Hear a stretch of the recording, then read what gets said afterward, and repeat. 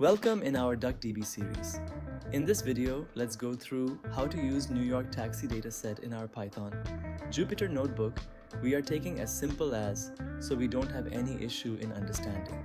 As you can see, we have a Jupyter Notebook available with us, and I have written about New York Taxi Dataset inside the notebook. This is a very famous open source dataset which is widely available, and people are using this dataset for analysis. This data which is basically greatly handled and recorded over the time period.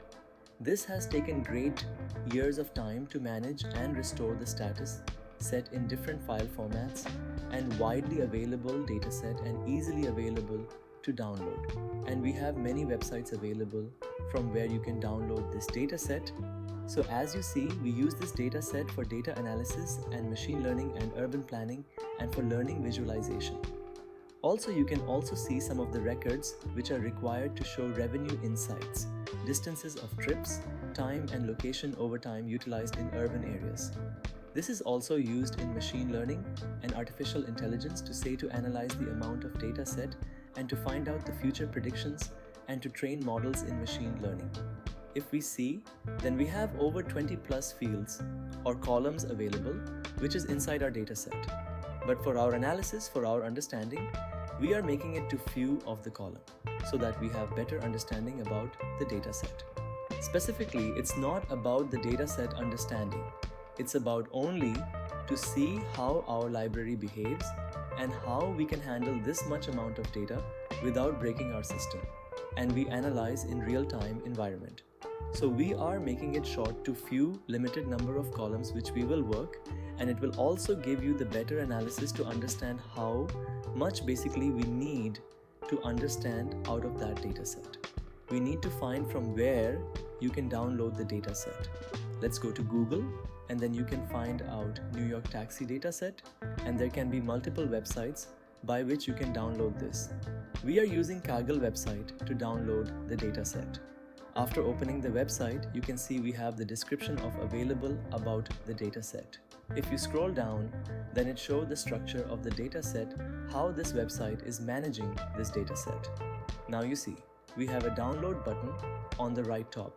If you click on this download button, then it gives you the different ways to download. Now we have curl command example, which you can use in any of the system if you want. We have Python code to download all the records from Kaggle to a local file system.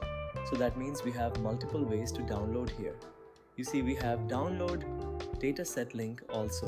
So you can directly click on that and it will start downloading inside your browser. So as you can see, it's downloading. And we have archived zip file, which is near about 60 GB of data. It can take some time to download as per your internet speed.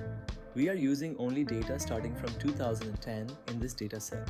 It gives the data with 2009, but we are using it from 2010 to 2023. This is because in year 2009, dataset has some problems, so we are not using that dataset. And if you see the dataset, then we have multiple vendors folders available in each of the year folder. We are only using yellow taxi dataset. In our case, because we have issues in the dataset, we have missing fields. Some way, we don't match the data type of the same field in different year.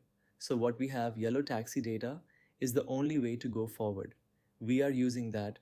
One, we might be creating some mass data by using this 2010 to 2023 data just to increase the size of the data set.